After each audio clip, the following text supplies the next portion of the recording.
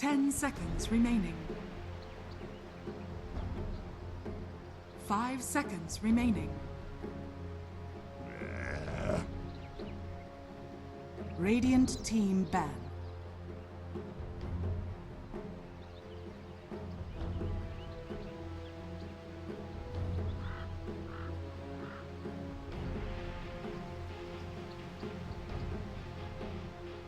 Seconds remaining. 5 seconds remaining. Reserve time.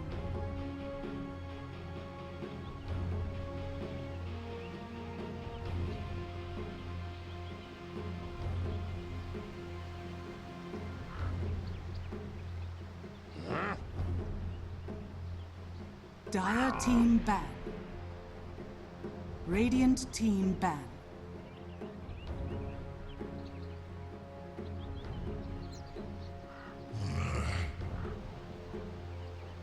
Dire team pick. Radiant team pick.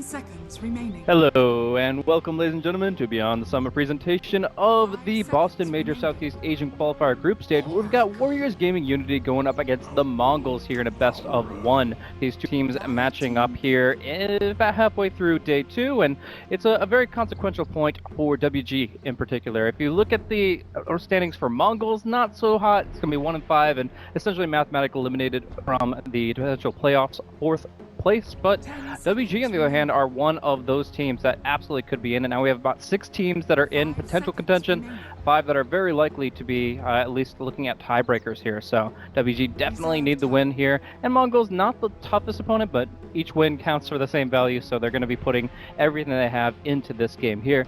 As we get into it, thank you once again for tuning in. I myself am Blaze, and I'm joined by Nahaz. Well, buddy, I always forget how much fun casting is, but that last one was a blast, and I think this one's going to be interesting because they have this saying in sports, call it a trap game, and this is potentially a trap game for WarriorsGaming.Unity. They came into today obviously having done better than expected yesterday. They've stumbled a little today. They dropped back-to-back games.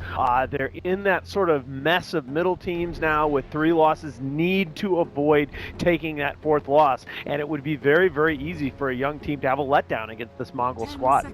Yeah, and they actually do only have one other game after this one against Sigfrost, so these 2 games have to be just their A games coming out. It does show that they have put out a bit of research, though, as we do see their Phase 1 bans are pretty much on point for what you want to take out against Mongolz. Aryuka was able to play an extremely impactful pudge in a recent game where he was able to rotate very early on, and while a couple of the hooks weren't so much on point, he was able to extend the game for a very long time and actually generate some tempo early. So a very smart ban there, as well as the Tinker, which Sanke seems to really prefer to pick up, and we'll pick it up often in Phase 1 just to guarantee it. So taking those 2 out of the pool, it kind of neutralizes some of those specialty heroes, and we get to see probably a fairly even opener. Shadow Demon Lifestealer versus Oracle Outworld Devourer. What do you think? Well, we talked about the fact that Mongolz had their struggles yesterday. They obviously went 0-5. Looked to be a team that was really trying to find some momentum, but they did manage to pick up their last game against RQ, and they picked it up with nearly this identical draft. They opened Oracle, Drow on that one, pick OD 3rd, but they're going to pick up Oracle and OD in the first phase this time. Drow, of course, being banned out in response,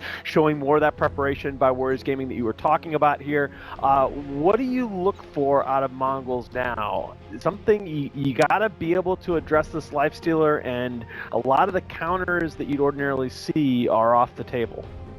Yeah, at this point in time, it's going to be a little bit difficult to control him. Oracle is not the best hero at dealing with him, actually. The Forge Zen is probably one of the weaker spells at locking this hero down, and even Fate's Edict can be completely ignored for a good part of the fight. So position, Lifestealer is definitely going to be on target. The question is how effective it'll be. I mean, you can use different things like early Force Staff on OD to try to get some distance away from him, and you still have a few options available, but I mean, yeah, like you said, the Axe, the Pudge, the Shadow Demon, all off the table. And they're going to go with their Omni Knight pick instead. They have run this actually as a solo offlaner before. It was actually me misremembering the tri-lane versus tri-lane in the situation with Mineski. Mongolz versus Mineski featured an offlane Omni Knight 1v1ing, and they were able to do some work with it, but at the end of the day, I feel like it left a little bit to be desired. That being said, when you got Oracle and Omni backing up an OD, you know that he's going to be able to do some work. You got to have a plan. Lifestealer has to pick up Lifestealer in the first phase. This is only the 5th time that Lifestealer has been picked. He is 3-1 so far coming into this game, but this feels to me like a scripted draft that WarriorsGaming.Unity have kind of a combo that's maybe worked for them in scrims, and they're showing it for the first time here. Yeah, and in the meantime, Mongolz are going back to old strats that haven't really had the most success, and they're picking an Omni Knight into a Shadow Demon, so you know there's going to be at least one Purge already on the table here, and they're not just putting one kind of damage out. Physical and magical coming out here. They'll have the Slark to back up, but again, now they're really worried about the control. Well, I like the Slark, though, against the Lifestealer, because Slark, Slark with his Ashen Shift stacks is one of the few heroes that can, in theory, stand toe-to-toe with that Lifestealer, even with the Feast going. Yeah, so at this point, though, WG still have their second support pick available. They could go for Ancient Apparition. I think that would be really strong, considering there are 3 heals already in play between Oracle, Omni, and Slark. You could absolutely negate some of his staying power. I think AA would be a really, really nice grab, but for now, they're matching up the TA versus the OD. And now, that's a little bit unusual, right? Because if Slark is right on top of TA, the Dark Pack is multiple instances of damage, is it not? It is multiple instances. So you do strip, I think you strip 3 refraction charges? Oh, no, it's like 10. Dude, 10 instances. Oh, wow, it is 10. Okay, yeah, okay. So there's no way that the TA will I wasn't sure how it counted it with the 10. Yeah, so that will instantly strip refraction. Yeah, so, but at the same time, like, you're mostly worried about the lane matchup, right? Like, you've got a negative armor strat, where Slaughter, TA, and Lifestealer are going to be hitting really hard. Yeah, that's true. And then you're just worried about TA beating out OD in the lane, which she has been able to do in the past. And that's a big thing with the recent nerfs to OD between, if you go a few patches back, the cast range on Imprison getting nerfed, and now the base damage getting nerfed. You know, it used to be that OD would absolutely abuse TA in the mid lane. That is definitely not true anymore. Very true. And yeah, the fact that the int steal is put into the Arcane Orb, the Arcane Orb, exactly. It's very, very big difference there. So yeah, overall, I think the TA is going to be pretty confident. They have like this really nice timing where they can farm a couple of stacks of Ancients of the TA, get like Blink Dezo run at the same time that Slaughter gets Blink himself, and you can just shred people. Yeah, and that was the other issue that I was going to talk about, that you sort of alluded to, is that with the Oracle and Omni Knight, now, you're saying that they might run Omni Knight in the solo offlane, but assuming they do throw a more traditional look on the table, Oracle and Omni Knight as your 2 supports, that's extremely defensive. You're not going to be able to contest those stacks on the other side of the map. Yeah, and then you're getting a delayed GA because you don't have the Arcane Boots, Mr. Mana Pool, the ultimate, and it's just bad in a lot of ways. They end up going for Doom here, and now you can literally put this on any one of these 4 heroes and completely reshape the fight. The draft really changed a lot, I think, in those 5th picks. I was not expecting either of those. Brood's pretty good here, man. Yeah, I definitely agree with you there. I think that's going to be pretty difficult for Warriors Gaming to deal with it in the laning stage. Afterwards, whatever, like Scorched Earth can kind of poke at it. TA's Cyblades have been able to snipe out either the Brood or just the Spiderlings herself, but yeah, but it's gone from a situation where WarriorsGaming.Unity looked very, very strong, potentially in all 3 lanes, to a situation where they are going to have to do something to address this Brood. This is not a hero that you can just like give an uncontested lane to.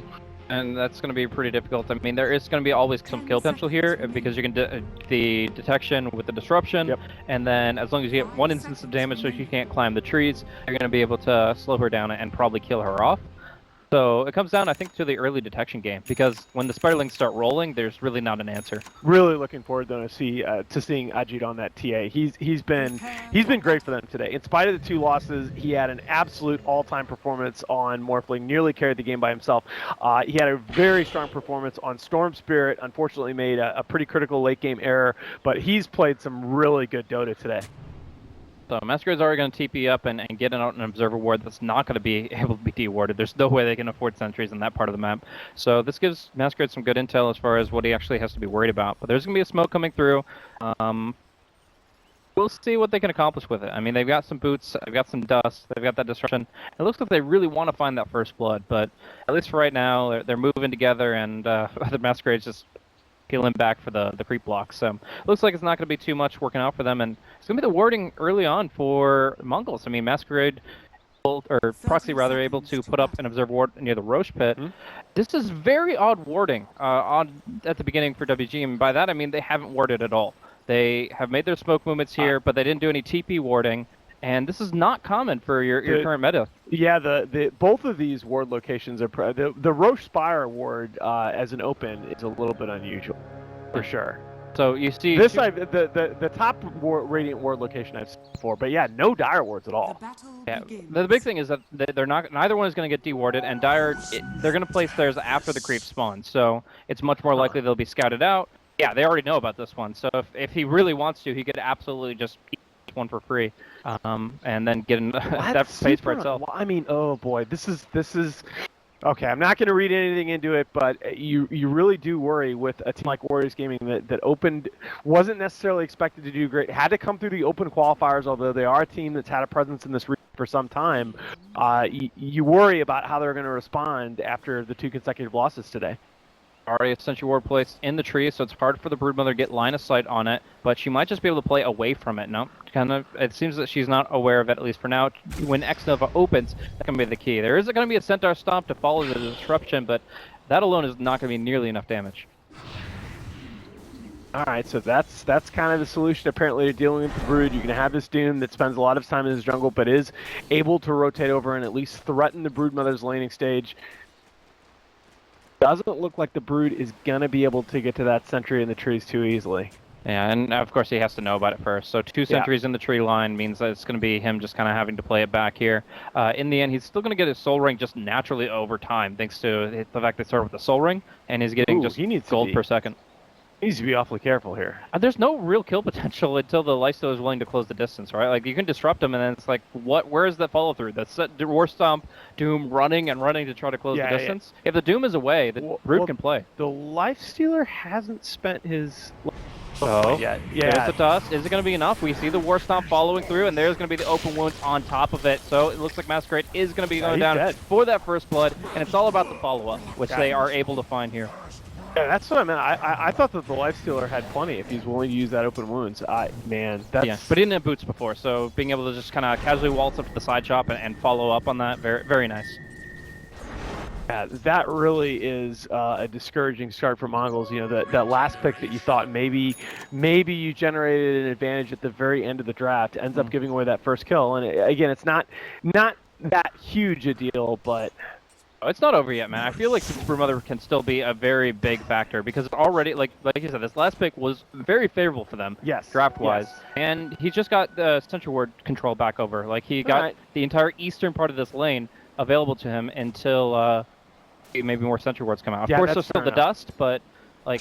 And that left side Sentry Ward by itself is not nearly as threatening to the in the trees over the right. Broods have come back from a lot worse in the lane. Oh yeah. That's I mean, you watch Ice play Brood, and he has games where he dies like 4 times in the first 6 minutes, and still comes back and is incredibly annoying throughout. We'll see how that plays out. Checking in on the other lanes, we do have a Slark farming up really well, 18 and 7 on this bottom lane. Good. And just checking in, the experienced Kangaroo is at level 2.5. Interesting that the Doom has now rotated into a dual lane bottom with the Slark. Do you agree with this? Well, I'm just trying to create pressure where he can. Unfortunately, he's getting bad creeps for it. Like, what are you going to be really doing with the Hellbear Smash? Unless you're killing something, and it looks like they're killing creeps here. It's actually pretty awkward, because the Kangaroos are already struggling in terms of early experience, and Doom is actually going to be eating a lot of damage here. If this was a degen aura, Afu would actually be in some trouble, because he doesn't have the Scorched Earth. Oh, actually, he doesn't have the skill. It's skilled up. He has it available. Up top, it's going to be actually Masquerade going down, as we do see, again, the open ones following... That is very, very worrying, because now they're showing that they're capable of killing off that Brood without the Doom up there. Well, I mean, yeah, 2 points in disruption. We're going to see the pounce miss on Kangaroo as he sprints away. That's a crush. He's going to be perfectly fine, but yeah, Brood at least completed her Soul Ring. If she was delayed in her Soul Ring along with that, it would have been extremely painful, but now the Lifestealer might have to eat a mango to actually get his open wounds and rage out, and that might be a bit of a difference maker. But at least for now, Brood's still struggling, 0 and 2, and is going to have to fight your way back into the lane. I haven't really talked about mid yet. 13 denies on the OD and overall leading in CS. Yeah, this is, I mean, we've talked about the fact that since the nerf, this matchup is much less lopsided in OD's favor, but certainly Retribution having a very nice opening against Ajit, who we've talked about is definitely a key player for Warriors. So being able to going for the early bottle here, sometimes you skip it, but more often you'll see it. And in this case, it allows you to continue to try to get those Essence Aura procs. And he's actually used the Arcane Orb once or twice, so it's actually being more involved. Interesting. It's certainly not a build that you used to see ever. But since, again, you were mentioning since the Insteel got moved over the Arcane Orb, that allows you to limit the TA's spell usage. So we're actually going to be seeing a jump down bottom. The Doom is here, but can he really do enough? Kangaroo is going to be able to sprint away, and they're actually going to look over at Afu instead. Aryuka is going to be dropping very low, but not going to fall, as the Fate Zedic has the last word. Under 20 HP on that Oracle, and the Slardar are just forced to sit there and watch. So this is not working out very well bottom. Kangaroo's 3.5 now, but he's still like bottom 4 in terms of experience per minute. Yeah, it kind of looked at times. I just realized there's no Stout Shield on this Lifestealer. He's actually about to die to spiders. What? He has no Stout Shield. He's just gonna die. Oh, come on. How do you have no Stout Shield? Oh, boy. That's not... Yeah. He's got able to close the distance. He's got kill potential with the phase and the Blightstone, but that is just the spiders do such so a much major damage. error. Yeah. I mean, half the damage is from poison, and the other half is from attacks that you would block 100% of if you just had a little Stout Shield. Oh boy. Oh my God, that is still going to be going for huge. I think it's a kill though. I think it's a kill. Look at the open onto Masquerade here, so it looks like he will be going down thanks to the dust. In the meantime, Doom actually kills off the Omni Knight, and Oracle turns it on to the Slardar again. So it is going to be Afu making waves down bottom, but unable to more than just an even trade. Okay. Well, and now okay, so Slardar went down in it. That's the deal. Well, I mean, they're getting something out of that dueling, which I really questioned initially. And still able to generate kills on the Doom. It's just the Lifestealer is not so good against the spiders. Has to kind of play a little bit more careful the next time. Like, if you're actually that far out, pushed out in the lane, yeah, exactly, then you have nowhere to go. And now he started that whole exchange. He was down here hitting the tier 1 tower. Yeah, he has Infest now, so that probably should never happen again, because you have the ability to get nearly full HP and get an AoE nuke. Yeah, and yeah, those spiderlings can just all get nuked down if you hop in and out of a creep. And that's the one thing about Infest. The damage radius is deceptively large. Yeah, the animation does not look like it should have 700 radius. Exactly. So you're definitely going to be able to nuke down quite a bit of that, and with 150 nuke, that's going to be killing off I think the Spider Rights. Yes. No, 175. They're going to be able to live through it unless they've taken like one hit from Shadow Poison. Oh, and another dust kill. If they could just hit him once so he can't keep walking over those cliffs, and that will be the case here. Masquerade now 1 and 4 on this top lane.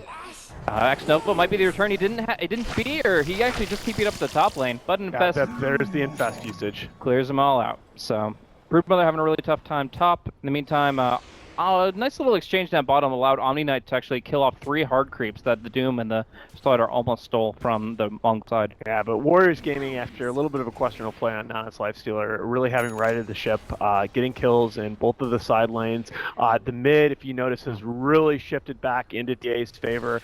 She's now ahead of the OD in both last hits and denies, and they look to be pretty much winning all 3 lanes here. And he's actually spending a lot of time stacking up this camp here and actually looking to farm it up pretty heavily with the Imprisonment. I haven't really seen the spell usage from the Imprisonment in this manner, but I mean, it is a 325 damage AoE nuke. Slardar actually going to be able to get the crush here. No, the repel is just in time, so Kangaroo will not be able to get any lockdown on the OD. They'll devour what creeps they can, but it is going to be almost entirely going to Retribution here. All this nice gold income coming in from the stacks thanks to this triple Astral Imprisonment farming routine. And Nana again under fire, has the Helmet Iron Will, but no Stout Shield.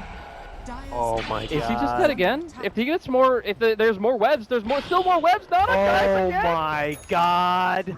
He had no TP scroll. He had no infest. 250 gold, dude. Not even. It's 200 now. Oh, it's 200 now. Of course, they changed it. That was like a couple patches ago. Oh, game is hard. Oh Lord. Dire's All right. top tower Well, is under attack. Yeah, I mean, he still like he still takes poison damage, and that will whittle him down. But with the medallion and the stout, and the lack of stout, he's just prey to all these little spiders. it'd be going worse though. I mean, Slark has an ICS total. Omni has fairly early arcanes. Mhm. I mean, Yeah. this is going okay for Mongolz.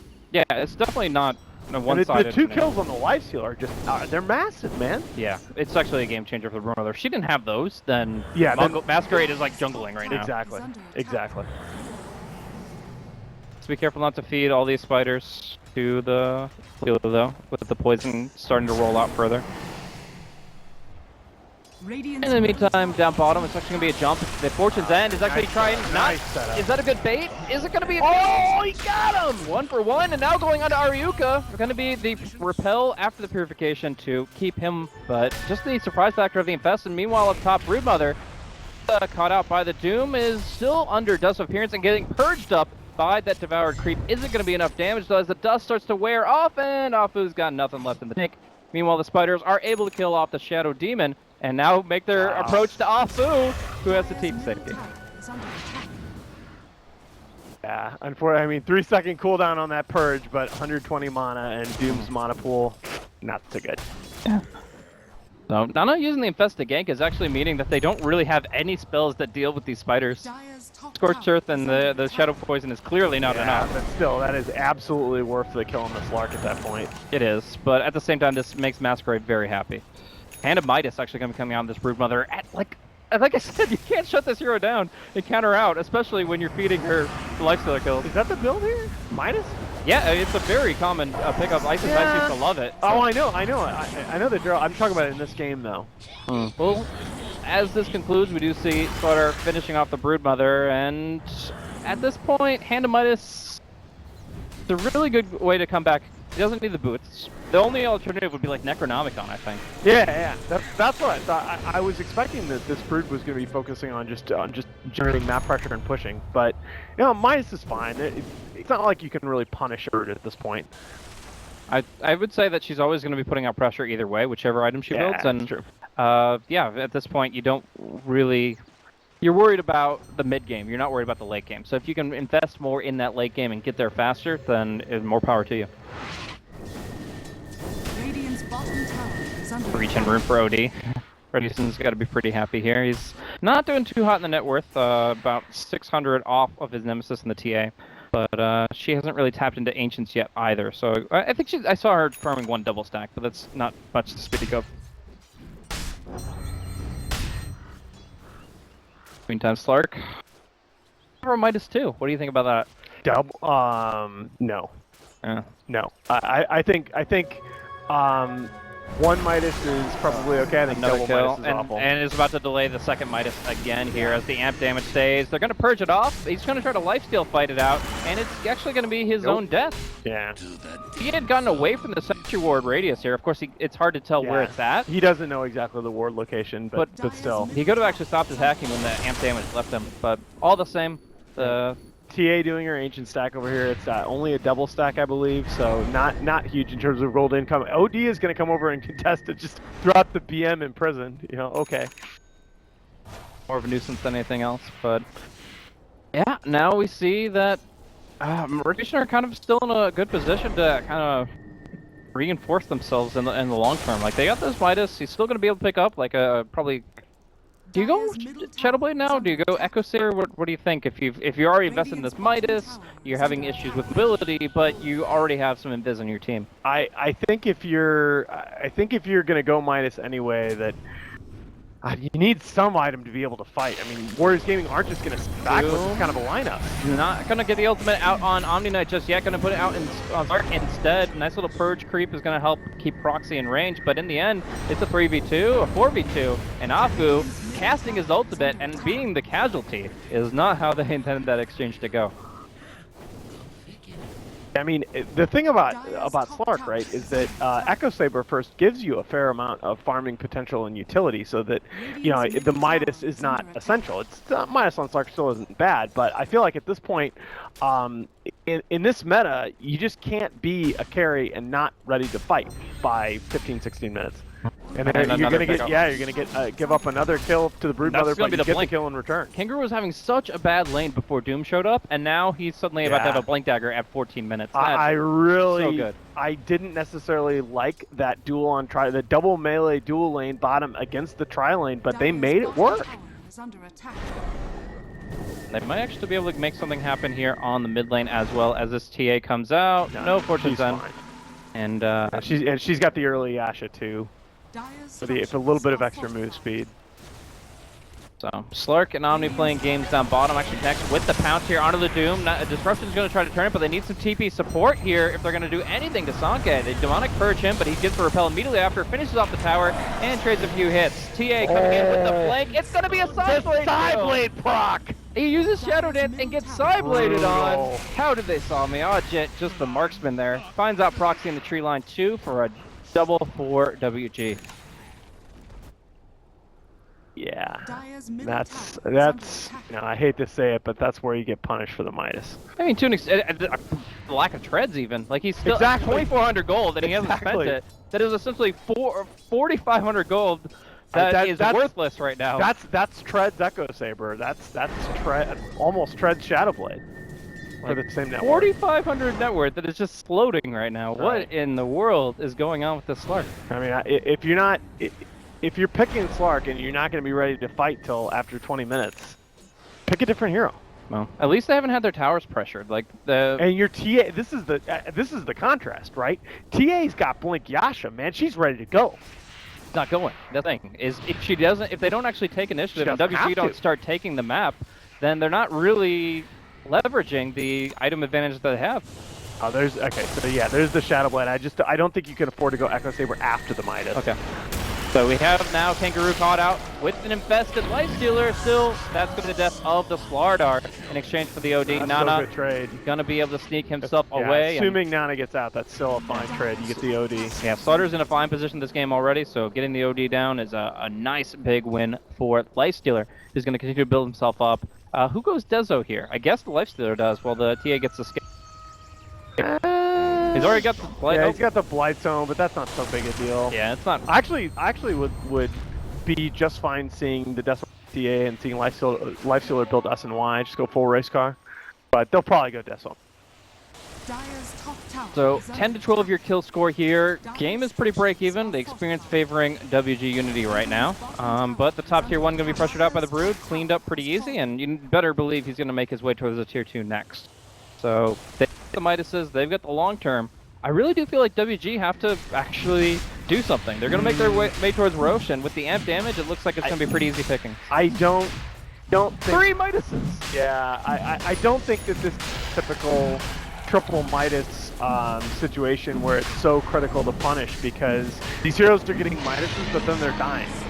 Nice double dust there.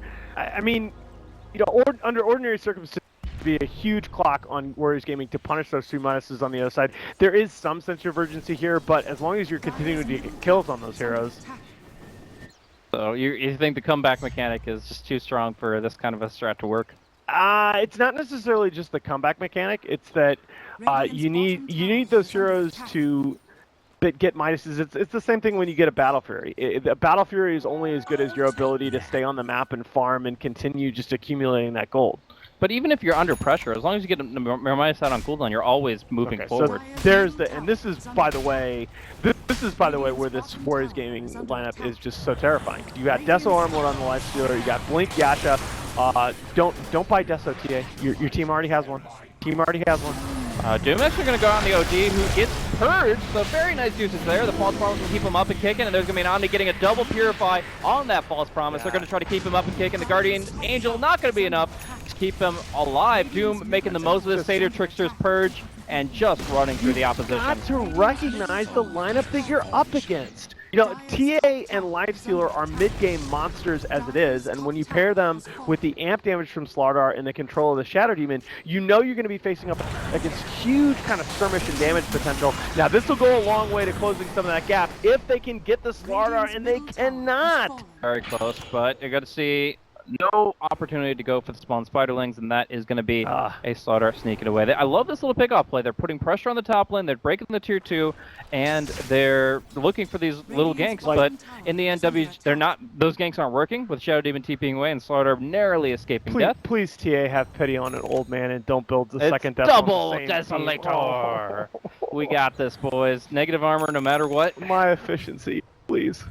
Fine, it's fine. Please. But, I hurt. All right. Still pushing. Hit top tier 2 and bottom tier 2 at the same time. You get the value. Yeah, but this is the thing, right? You know, the reason that you get these 3 minuses is to generate some net worth separation, but the net worth is dead even. And your ability to fight is just not there.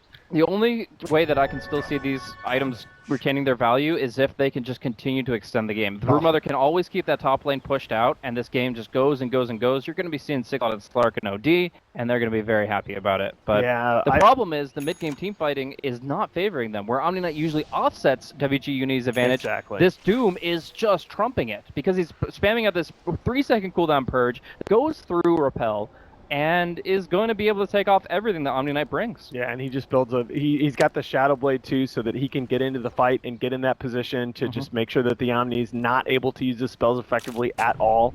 That's a very good build in this situation. And you know, we talk about the heroes versus heroes, but this is a style that WarriorsGaming.Unity is comfortable playing. They like making pressure lineups.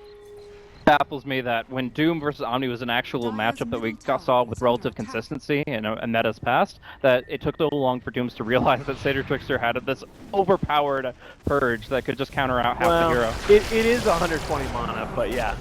And that's going to be a quick Infest bomb. I think the next Infest will probably be in the Doom, but the Slaughter finds the quick grab there on to this, which once again nullifies some of the advantage of Midas brings. And again, that it really does when you're talking about especially multiple Midases. It boils down to efficiency, that your Midas is going to be on cooldown and you're going to be still dead for 30 seconds. Off cooldown and you're still going to be dead for 30 seconds. That matters. That matters a lot.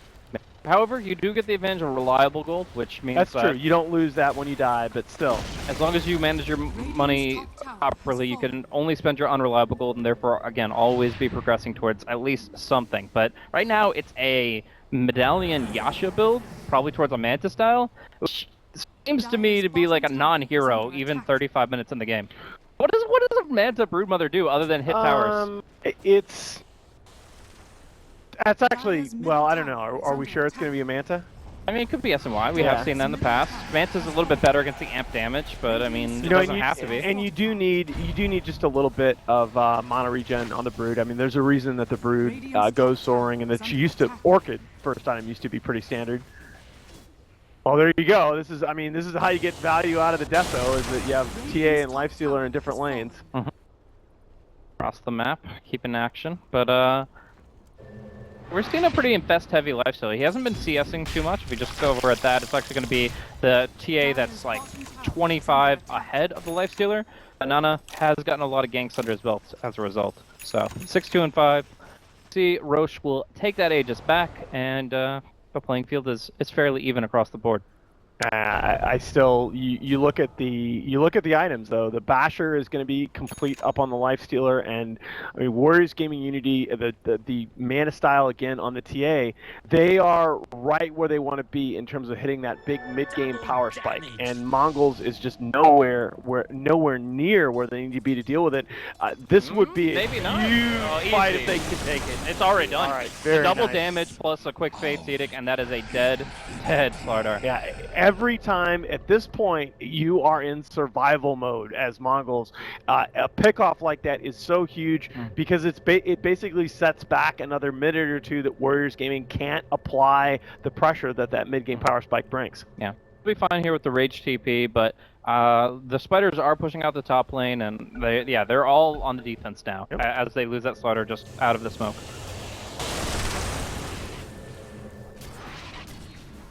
Yeah, and that's a big deal. I mean, the Lifestealer has to TP all the way back to his base. I mean, he's not TPing to a tower and moving out to farm. He's got to TP all the way back to the fountain and then walk all the way back out to get his farming back on. Pretty good read from Mongolz as far as like how WG have been playing the Radiant side. It's just the jungle has essentially been a 2 to 3 man gank squad for most of this game, and they're able to kind of stop that in its tracks. They were probably hoping the Lifestealer was still inside. Yeah. And this is where the three Midases are starting to show. You can see that tri-core configuration of Mongolz steadily closing the net worth gap. Meantime, we do have Retribution really out of position. There we go. Yeah, that's just straight dead. That's what you see. A Lincoln Sphere recipe. And the big difference, though, is because these fights are all occurring on the Radiant side of the map, in that particular instance, the lane equilibrium was not in Warriors' favor. But throughout this game, if they're continuing to force action on the enemy side of the map, that a pickoff like that is going to be a tower for them. So in panic, after he goes down, OD spends all of his unreliable and quite a bit of reliable gold to pick up a recipe that he's not going to be able to use for like 10, 12 minutes at minimum. Probably closer to like 15. Not to play. Yeah, Lincoln Sphere is great against Doom. He's been very frustrated by this Doom's antics, but at the end of the day, this is just money, again, sitting without real value. Yeah, they don't have a lot of. I guess they do have amp damage, of course, but beyond that, they don't have a lot of great options to proc the Lincolns. Remember, that's the one, as good as Infernal Blade can be and as OP as it was for a while, Doom can't proc Lincolns by himself anymore.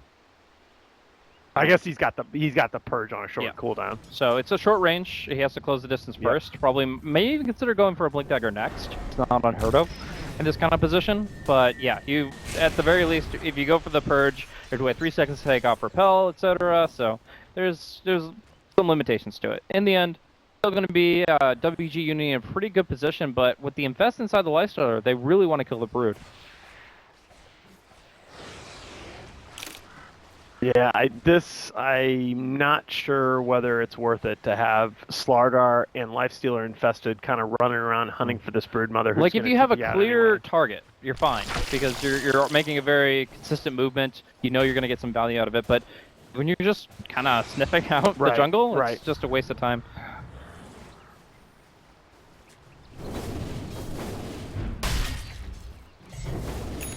All right, pace of the game has slowed down considerably, it feels like. I really expected Warriors Gaming to be a little bit more effective in forcing the action, but again, that's the magic of you get a couple of pickoffs, it just disrupts that push, and all of a sudden the enemy teams just kind of fall into this trap of falling back to farm. Ghost Scepter pickup from X-Nova is actually a lot more consequential than a lot will think. That's really good. Because now the Slark and the OD have minimal kill potential against the hero. Yeah, and you're already. And that's the other thing is that you can't really buy Ghost Scepters on the Radiant side to deal with, say, the TA or the Lifestealer because they're already going to be getting Diffusals to go up against the Omni Knight anyway. We'll see if that comes to pass. For now, they seem pretty confident just to rely on the Trickster Purge. Blink Dagger's already up on the Doom, so Apu will always be there for it. You're a little bit surprised. I thought we might have seen a Diffusal TA here. Yeah, it definitely could have been the build-up. If she didn't go for the Desolator, it's about the same cost that a Diffusal Blade. Yeah, could be really high value. That's the other thing that I was so mad about the Desolator, is that I thought you were going to get a Diffusal deal with the Omni. Yes, you do have the Doom, but again, it's the mobility. I guess the Blink Shadow Blade offsets that. You do Roach just insanely quickly. And this is the other thing, the vision game from like what's this ward? I mean, it's a Brood ward. Yes. But it's Radiant side. So it's just what is this ward doing? For any well, you can technically see anybody moving down the lane if they're on the right side of it, as well. But you just have an idea if anybody's hiding the tree line looking to counter for a flanking counterplay. Against this dire lineup at this point in the game, it is such a huge error by the Radiant not to have vision near the road. It's a low percentage. It's exactly. That's what I'm saying. It can do wonders, but only in 5 to 10% of games. But that's what I mean. That's ward analysis right now is extremely mathematical. It's very, very important to play the odds when you're talking about warding configurations.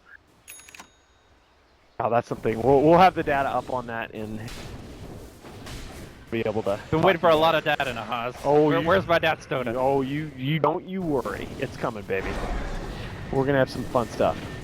Alright, well, pressure top lane. Slark has a TP scroll, but is going to have to use it as we're going to just see them go right up to the top lane with the Dragon Lance, the Aegis, everything to start poking and prodding at this tier 3 tower. On a night, just has to be a showstopper here. Structures are fortified. I mean, how do you do a fight against this Doom right now? Well, I mean, I guess you gotta have some sentries up to not let the Doom Shatterblade into the fight, but he's got Blink anyway. Yeah, he's always going to be able to close the distance. He's always going to find the target that he wants. If it's not the OD that he can imprison and he can force staff, but if it is the OD, then you're really kind of screwed. So I guess it's got to be really down to Retribution playing very far back, a very defensive position, and at least they've weathered the storm enough that they're going to encourage WG to spread the map out and only poke at the tier 3. Oh, fake back though, as we do see a jump on mid here, looks to be successful. All they have to do is close that last bit of distance with the Blink Dagger. Instead, they find Mr. Slark. No, a false promise is going to delay this, but can he actually get out of here is the question. Oh, alright. It's Retribution, who doesn't have an Imprison, doesn't have a Force Staff, and both are going to pop. 2 cores down, that's going to be at least 1 lane of racks, and Ajit makes it a triple, bringing down the Oracle as well. Repel TP is not going to be enough, as it is, again, just ineffective.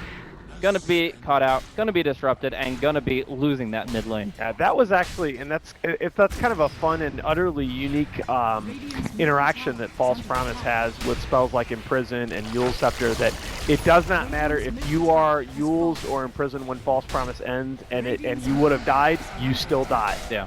Might find more time for like the Purifying Flames to help them out, but in the end there was just way too much damage against them. All this physical damage is coming into full, and that is going to be mid, and it looks like bottom lane going down as well. Broodmother pushing down bottom. She has poked the tier 3 once or twice. Going to be gunning down this tier 2, but at the cost of 4 barracks in the Radiant base. Yeah, so this is kind of what you expected to see from Warriors Gaming Unity. I kind of expected it to be more steady pressure rather than one sort of mega push, but again, this is what this lineup does. It takes Roche and it has the physical damage. It just eats up towers. And any kind of lost fight from Mongolz on their side of the map is going to mean a lot of material inside their base. When they killed, by the way, when they killed the OD and the Slark, they didn't even have the Lifestealer out of the Slaughter. The Slaughter and the Lifestealer were not in play, and the Infest was on cooldown so long that it came back off cooldown for him to re-infest after he poked the racks. Like, Nana has lived inside of Kangaroo for a long time, hops right in his little pouch, and is kind of ready to just jump right around the map. Yeah, there's just really never been a point in this game when Slark has felt scary to me at all. I mean, I guess OD has the worst stat line of the 2 heroes, but I'm just used to watching these games and the enemy team having to operate in fear of Slark. And it's just never felt like they've needed to keep track of where he is on the map. Yeah. And again, the Lincolns, like, I get it to deal with the Doom, but these still are, they're defensive items against a team that has such huge damage potential. Yeah, in the end, like, your Lincolns might not even matter. Right, exactly. It really comes down to if Afu is trying to kill you or not, which looks like he won't be able to. Gonna be the disruption coming out from Nova, and they're just gonna go right onto him. Gonna be the Guardian Angel helping Sanke for the moment. They have no purge! Oh, the Doom is down, but it's still going to be a lot of physical damage coming out as the Guardian Angel ends, and it's going to be the Lifestealer who could look to turn this back around. Instead, they're going to be looking to gun down. Nice crush onto 2, but Slark, can he actually close on target? She's too far ahead at this She point. is extremely far ahead, but it's still Sanke who is kind of dancing around the front line, wants to maybe look to reopen on the Slardar while there is still a little bit of chaos ensuing, but Infest back in, 4 heroes all back together, and nobody to bring down on that back line. If you just look at this TA's item build and they can't address her right now. I mean, even without any purge, the Guardian Angel expires after those 7 seconds, and then the fight ends. It just delays it because they're not strong enough to fight during that 7-second period and actually make any real waves. Now we have the mid lane completely gone and the top lane about to be megaed. So, very nice effort here from Warriors Gaming, kind of avoiding falling into that trap. They had dropped some games today. You worried that their momentum from yesterday might be dying off a bit, but this is important. This is what you have to do to get through this format of tournament with these group phases. You have to beat teams that you're better than. So in this position, with this win, as we should assume it, with the Mega Creeps, pretty much impossible to defend against. For all intents and purposes, we are looking at WG.Unity having a 4-3 score line with only RRQ or Sig Trust to face up against next. And it is looking very, very likely that Fnatic Fnatic are done at 4. No. They're going to play 8 games each.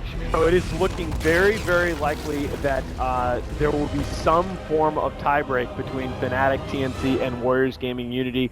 Sig Trust, I believe, still has an outside chance of getting in on that action, but we are very likely going to get this bonus Dota tonight, folks, and that's what I live for. Yeah, there's going to be a lot of Dota, either through the tiebreakers or just around the corner as the schedule matches come through. The schedule is actually